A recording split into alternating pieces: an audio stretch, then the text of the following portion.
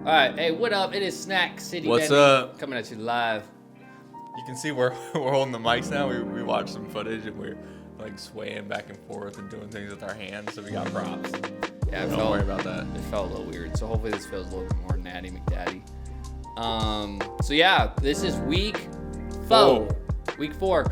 It's going quick. It's going quick, guys. We are learning a lot. We're getting things done. So this week, we were hitting apartments for 3 weeks, and we were just figuring out the apartment game. And so we kind of were like, hey, now that we've learned how to do apartments, let's try to look into some schools, and we have no idea how that's going to go. And so this week, we actually went to some schools. I was going down there, and I was pitching vending machines mostly.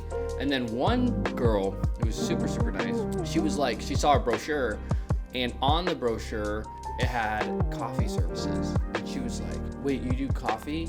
And I was like, yeah, we do coffee, which we've never done, but we do coffee. We just haven't had a contract for coffee. And I'm like, yeah, we do coffee. Is that something you're interested in? And she's like, oh, they would be more interested in that than vending machine. And so then I started, after I got in my car, I was like, wait a second, maybe coffee is like the play for schools. Obviously, I'm going to pitch both, the vending machine and the coffee. But then the rest of the day and week, I started pitching coffee, and they were way happier than the vending machine. So I guess what we learned is, pitch both, but for schools, it seems like coffee is kind of the move. Yeah, and like with schools, you can't, the students can't have that, like vending machines, right? Like the exception is high school, and even high school, you have to have, at least in our state, in Arizona, it has to be healthy options, so it has to all be like USDA, certified, whatever. So really the only play for elementary schools, middle schools, all of those are the teachers' lounges. And we heard that those do well. We don't have any in schools yet. We're going to keep trying, because what we want to see, especially for you guys, like we want to be able to see for each industry what performs well and what doesn't. So yeah, coffee service is 100% a play. We're still going to try to get some like machines in teachers' lounges, just so we can come back to you and be like, it sucks. Don't waste your time or your money trying to like prospecting to schools whenever it's only going to give you like $800 in revenue or something like that. So we're going to keep trying to get in them. We go every other week or something like that to a couple stops. So we'll keep you updated. But yeah, that one we just went to like 8 elementary schools and a couple middle schools around us. But we actually did learn that like each district is so different in terms of how they actually, like who they can use for vending machines. Yeah, sometimes it's a principal, sometimes it's a national contract. Like one of them here in Arizona they're on like a 3-year contract, so Sean and I stand 0 chance of getting anything in these districts for 3 years, at least that particular district. And so that's kind of a good thing and a bad thing. It sucks because Sean and I can't do anything for a certain district until I think 2027 or 2028. The good news about that is when the bidding reopens, Sean and I can start to rebid, and hopefully we're big enough to where we can start getting these massive contracts, and now we have them locked in for 3 years on a very large scale. I mean, one of those contracts, There's like 20 plus schools. Could set Sean and I up massively, and then we would go on a hiring. You know what I mean? So it's good and bad news. It depends on how you look at it. But overall, it's good to know, because when you go to schools, sometimes they'll literally tell you, hey, it's out of our control, and then you just kind of waste time. But it's important to understand what district it's under.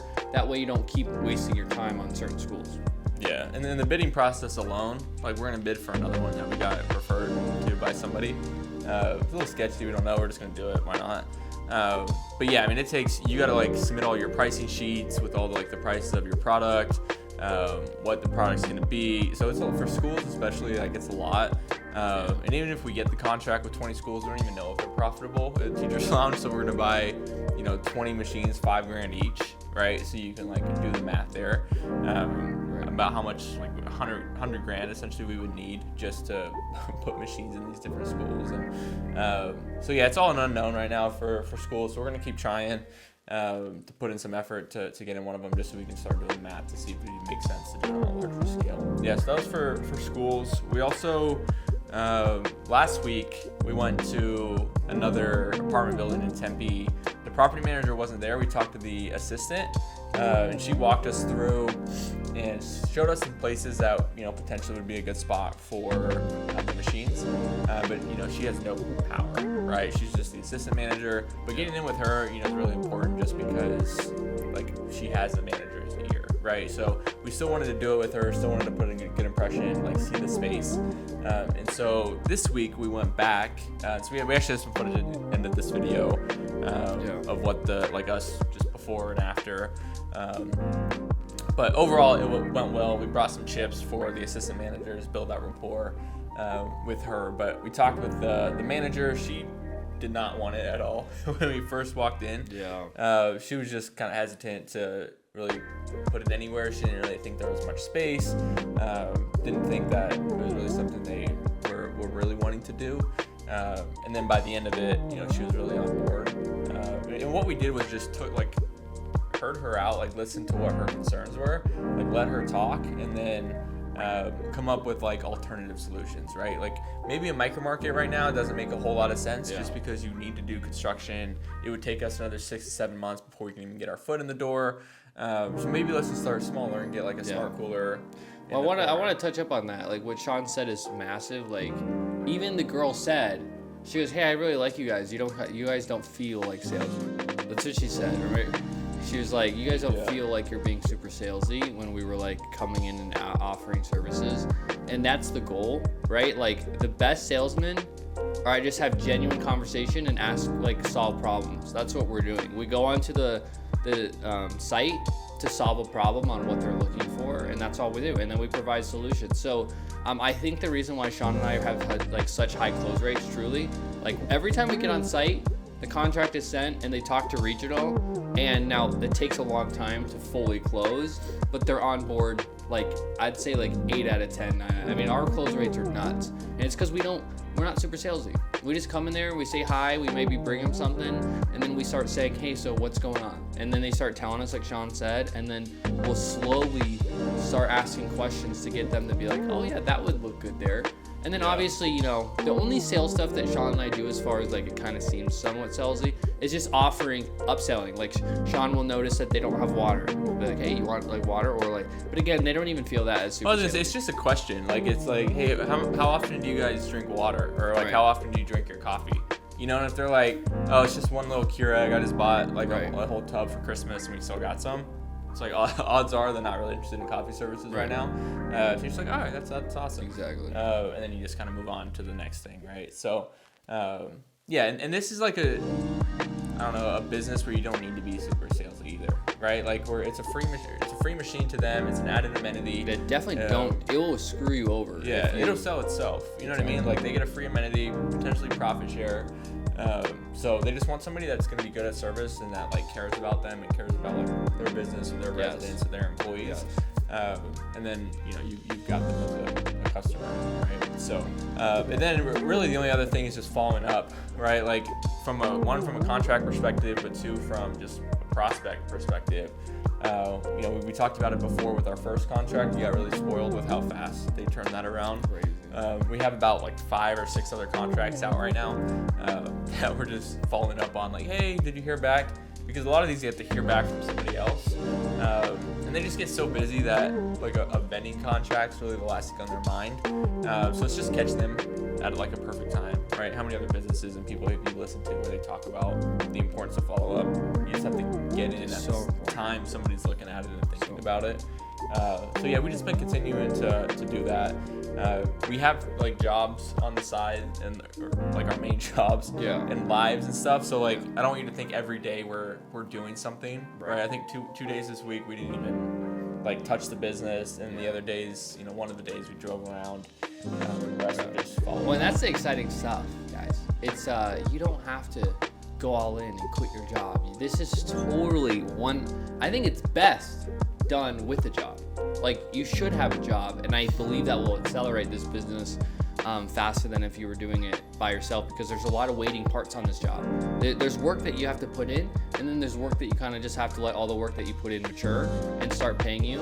And so like with that one contract Sean was talking about, we don't know how much we're going to make on this machine, but it's a really good location, and it's going to require maybe an hour or two a week, and we're thinking it's going to be making good money. We'll let you guys know as soon as the machines in there and working. But yeah, so that's super good to do as a side hustle. What else we got?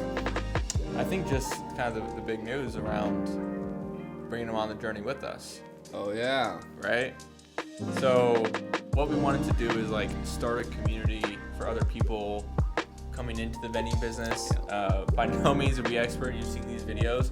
But we want to bring people along that are kind of in the similar stage or just now thinking about, getting it started after watching some other people on YouTube, watching us on YouTube. So we really just want to build a community where we can like support each other and like help each other and stuff like that. So we're super stoked, guys. This is something Sean and I know we're only in week 4, and so to speak about everything it's doing for us is kind of maybe getting premature, but it is. Sean and I love working on this business. The potential's there. Like we said, it gives us purpose as far as like, hey, we're at our jobs working for someone else, and then we can come and work on our dream on being business owners together. We've known each other since 3rd grade, and to be able to teach you guys how to do it. It's going to be in the school group. We'll put the link down below. It's going to be a free school group that you can just hop on, ask Sean and I questions. Completely free, which is massive. So we'll put that down below.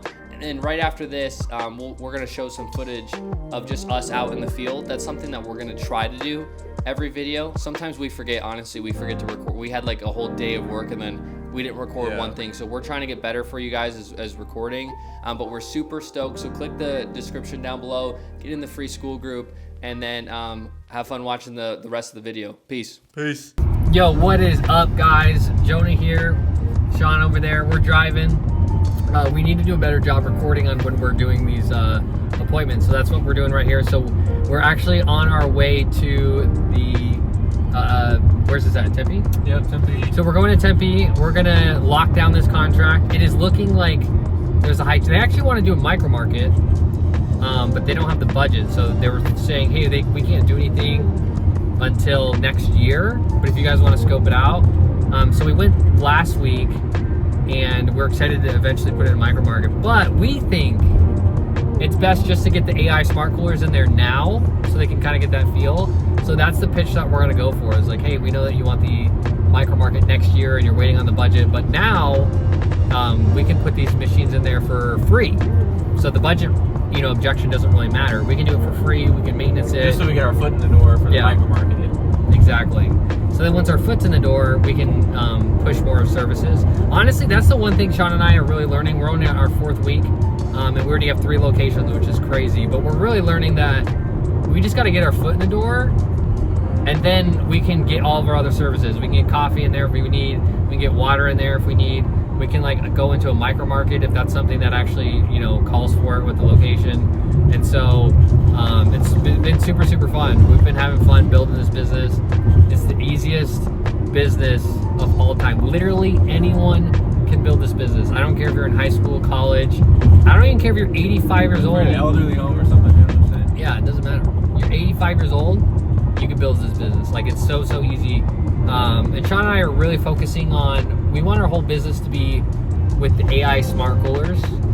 So we'll see how that goes. But a lot of people are just doing the traditional way of vending. It seems like people are starting to catch on that the smart vending is like the way to go, the smart coolers.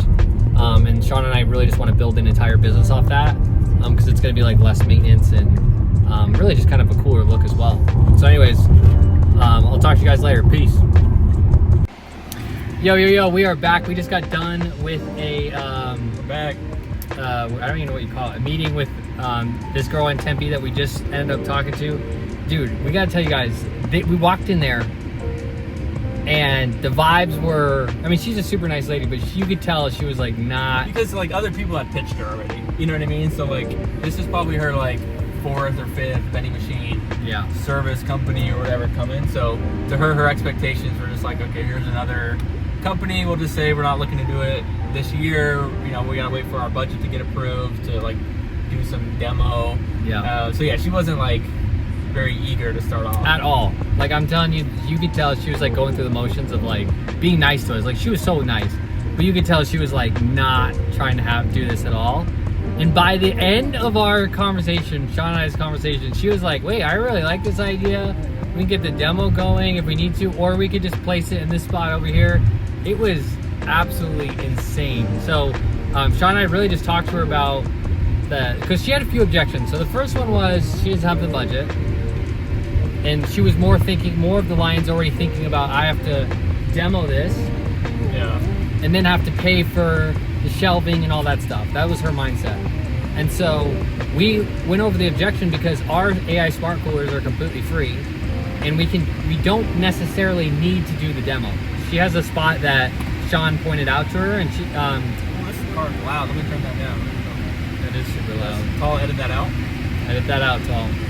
We need to start bringing the mics with us. Oh well, yeah, because I don't know how well they can hear. But anyways, so Sean found a spot and we're like, hey, we don't necessarily, like, if you want to do the demo, that's perfectly fine, but in the meantime, let's get our machines in there. Again, remember, foot in the door. Foot in the door. It's always foot in the door. Always think foot in the door when you're doing these. So Sean was like, hey, let's go and just get it here. And then Sean pointed out that we could have some of their marketing on the side of it, which costs extra money, but honestly, it's worth it. This location's like prime. And one thing too is a Greystar property. So explain Yeah. So it's a Greystar property, which Sean and I in Arizona. We're in Arizona, if you guys don't know. Mark Taylor, Greystar, Widener, and like AMC LLC. These are like top dogs in the field. So like, if you can get in with some of these properties and basically build good rapport, we can get referrals, because we're really working on our referral game to get in all the other properties. And these are massive wins. Like all these have like 200 plus. I mean, these are like crazy good property apartment complexes to get in. So this is a what was it? Widener? No, this is Greystar. This is Greystar, and we don't have a Greystar yet. So this would be a very key, big W to get. And so because then you can call other properties, and if they ask you, are you another Greystar? You're like, yeah, we are. We're one down the street. Yes. Or when we call, we're like, yeah, we're in another Greystar already. So it just like makes them feel more comfortable taking it to their director if you're already in a Greystar. Yeah. So the meeting went exceptionally well. It was absolutely phenomenal. She loves us. You could tell that she was like, yeah, I'm gonna go ahead and talk to the management, and like we said, we do everything for free. It's really hard to not like want to do business with us. Like it's free, you know what I mean? And then they're also gonna get a kickback.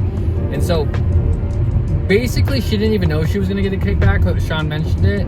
Again, we really want to make sure that we're getting in these really big locations, so we don't mind giving a kickback, especially because it's going to be super profitable. So we don't want to be greedy and leave like money on the table as far as like losing a deal over something small that to them might not be so small. To them it might be like, that's like the game changer. So that looks like we are going to close on this. We'll keep you guys updated on that, but probably a week or two. That's another thing, is these contracts take a while.